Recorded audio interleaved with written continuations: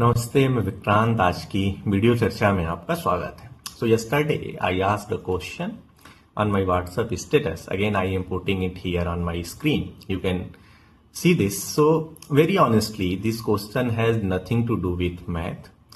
Even I was not looking for your solution in number. The only thing I was trying to check through this question was people attention.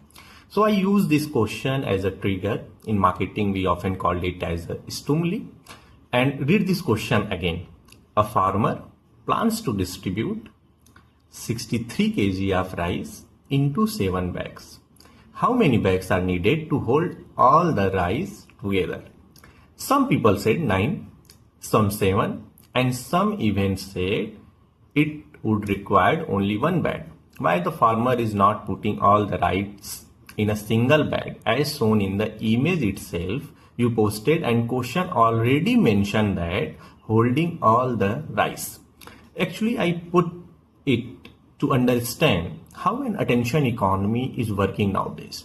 The biggest market of this era is attention economy. If you have mastered it, you have already won the 50% part in today market competition. This is how the attention economy works. There are certain biasness that every brand, social media platform, influencer, political leaders, parties, marketer, everyone is using it who is famous on social media, who is consistently appearing on your screen. Attention economy is basically works on 3 biasness: attention bias, assumption bias, and language ambiguity. The first thing we noticed in this question was, why such a simple question? This is how we create attention. Put the thing not structurally but casually, and of course the Gen Z is loving it. Then there are 2 numbers, 63 and 7. And the moment we saw those numbers, our brain calculated a number that was 9. We have been framed like that only. The majority of us has been framed like that only. Many people answered a question that was actually not asked because we assume that the question was like that, how much rice goes into each bag. This is what assumption bias is. You still are with the question and assuming that how you think about the question. Now just think about today's social media. How many times we react to a headline without reading the articles? And many times we end up with realizing that the content has nothing to do with the headlines we read. We think we understand the message, but many times we are responding to our own assumption, as in the case we assumes how many kg in 1 bag. And now the third bias in attention economy is when marketers apply language ambiguity.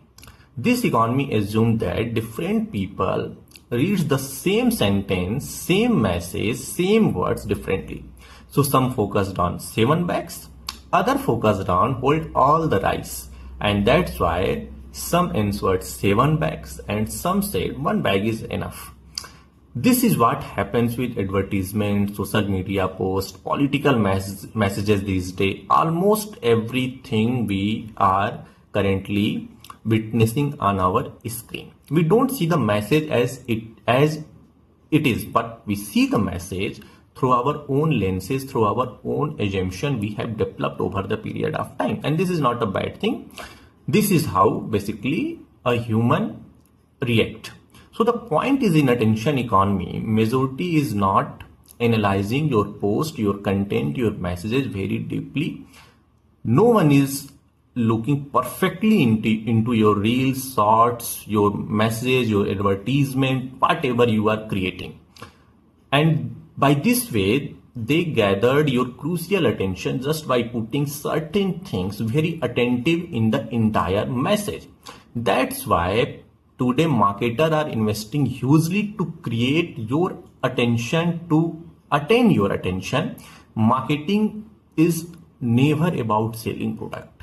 It was always the gaining people, understanding people, what they notice, what they ignore, what they assume, and how they make decisions. And in today's world, attention is most valuable thing in the market. So the next time when we see a viral post, a catchy advertisement, a shocking headline, a people trending, a viral post, Just try to ask yourself, are you reacting to an information? Are you reacting to certain assumption you carry in your mind? That one question can change the way we consume content online. Thank you very much. Namaste.